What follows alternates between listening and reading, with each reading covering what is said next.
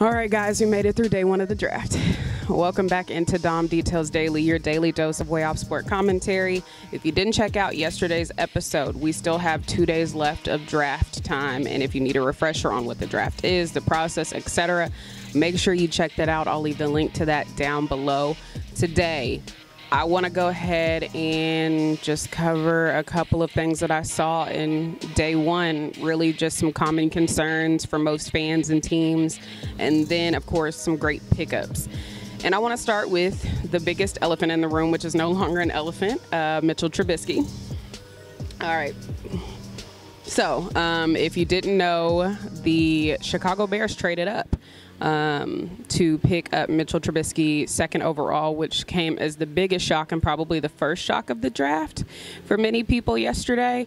Mitchell Trubisky, the quarterback out of North Carolina, who has only had one starting season. He's only started 13 games.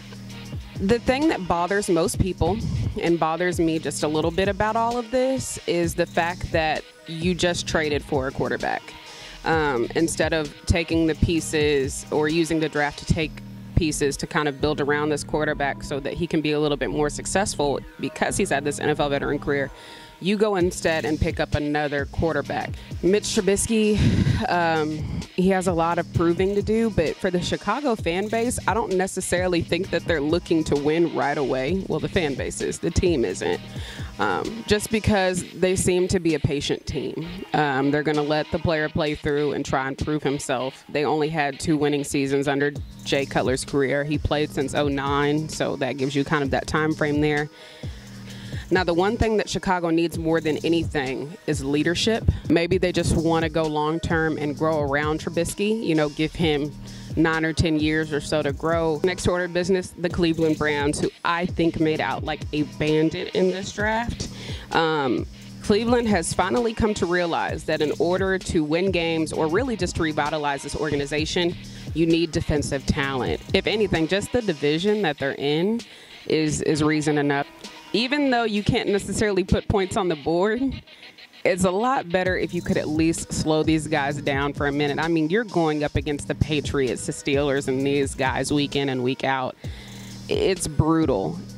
If you could just slow somebody down for just a second, I think that that'll prove a little bit more beneficial and a little bit more energizing to that crowd in the stands, that those Browns faithful, than if you're just going to go pick up some run-of-the-mill guy. Christian McCaffrey, this is a great pick in my head. He's a decent piece. I mean, I don't think he's going to be a huge adjustment piece or an adjustment layer for the team. I think he's more of a complementary piece.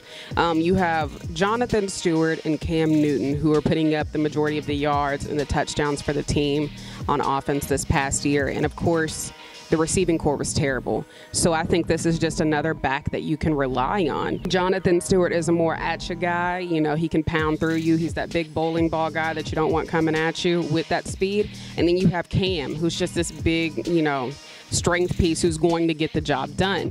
But with Kim recently and his injuries, I can understand why they really just want to take the load off of Cam. And especially with the injury being to his shoulder, one that he has sustained all season long. I mean, I can understand why you wouldn't necessarily want to spend your draft picks trying to pick up wide receivers when you can really pick up some great wide receivers in free agency or later on in the draft. Just looking at his scouting report and just looking at him playing last year, it's not that he's super special in any one area other than the fact that he's incredibly disciplined. If any place that he's going to beat you, it's that he's going to outsmart you. So he does have a little bit of speed on him. He's pretty agile, all of that, but he's patient. So where everybody else is pounding at you, he's going to beat you essentially just by outsmarting you, and that's what I like about him. Last but not least, I'm so excited about this one. I love that this guy has been overlooked. It frustrated the crap out of me that you took 2 quarterbacks over him. Because if anything, this whole draft has shown me, or the word that's come to mind is proven. A lot of these guys, they're saying that they need to be smoothed out here and there. Of course, everybody does. You're going into a new area. You're going into a new arena, a new level. Everybody needs to be smoothed out. There's a learning curve. But what bothers me most about him not getting picked up as the first quarterback is that he is the most proven. He knows how to win, and he knows how to win against an elite team. Everything just balanced out when one of the most complete teams in the NFL right now in Houston went to trade up to go pick him up. I was really excited and really happy about that for him. So that kind of took away a little bit of the bitterness of 2 quarterbacks going in front of him. But I love this. They're saying that Tom Savage is still going to be their front runner, that he is going to be their starter.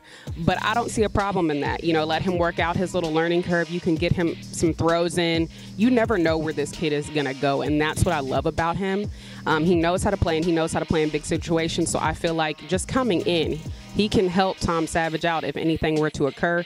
Not only that, but if you have 2 quarterbacks who are a threat, I think we're just going to be replaying this Dallas situation from last year, and I love that. But on a more complete team. This team has a defense, it has an offense. He is in the perfect place to learn and grow. The Houston Texans really did what they needed to do, and I think that they were just as baffled as everyone else.